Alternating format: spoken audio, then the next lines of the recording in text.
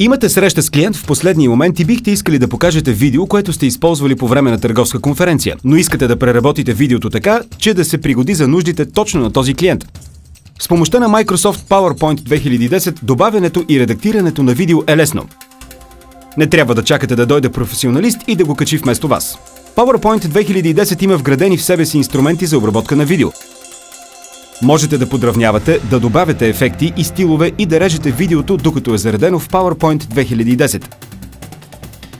Нагласете размера, променете яркостта, контраста и дори цвета.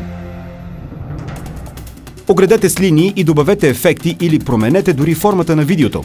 И това е само началото на възможностите пред вас. Също така можете да сложите и да маркирате определени моменти в видеото за бърз достъп или да се пусне автоматично анимация.